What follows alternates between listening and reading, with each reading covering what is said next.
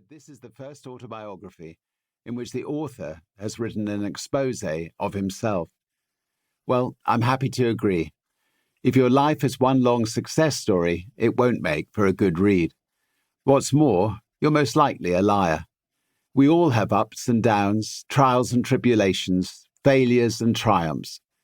We just hope to come out stronger on the other side. The late Steve Jobs, the entrepreneur I most admire, said, "My favorite things in life don't cost any money." It's really clear that the most precious resource we all have is time. That thought has been on my mind as I read this book, thinking back to all the good times and tough times behind me, and looking forward with a wonder at what lies ahead. I've always lived every day as if it's my last, fiercely loving my family and friends, and trying to make a positive difference. We only get one life, and this is mine. I hope you enjoy finding out how I did it for the first time, all over again. Chapter 1. Screw It, Let's Do It. Tuesday the 7th of January 1997, Morocco, 5:30 a.m. I woke before Joan and sat up in bed. From across Marrakesh I heard the wavering cry of the muezzins, calling people to prayer over the loudspeakers. I still hadn't written to Holly and Sam, so I tore a page out of my notebook and wrote them a letter in case I didn't return. Dear Holly and Sam, life can seem rather unreal at times. Alive and well and loving one day, no longer there the next. As you both know, I always had an urge to live life to its full. That meant I was lucky enough to live the life of many people during my 46 years. I loved every minute of it, and I especially loved every second of my time with both of you and Mum. I know that many people thought us foolish for embarking on this latest adventure. I was convinced that they were wrong. I felt that everything we'd learned from our Atlantic and Pacific adventures would mean that we'd have a safe flight. I thought that the risks were acceptable. Obviously, I've been proved wrong. However, I regret nothing about my life except not being with Joan to finally help you grow up.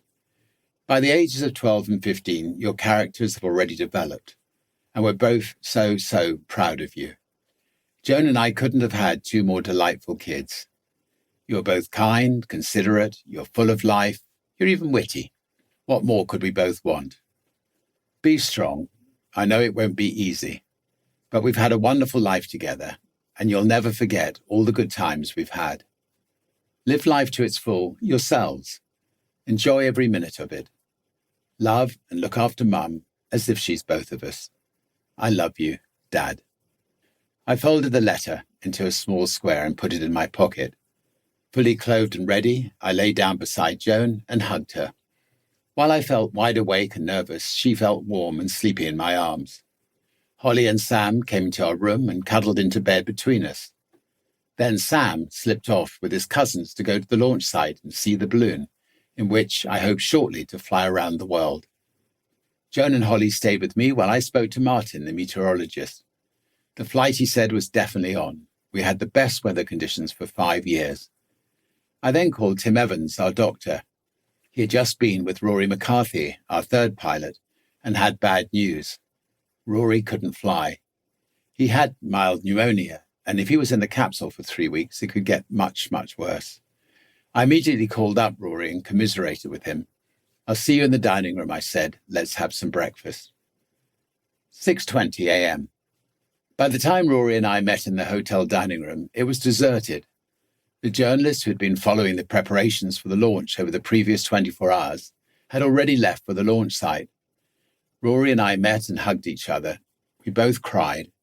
As well as becoming a close friend, as our third pilot on the balloon flight, Rory and I had been joining forces recently on a number of business deals.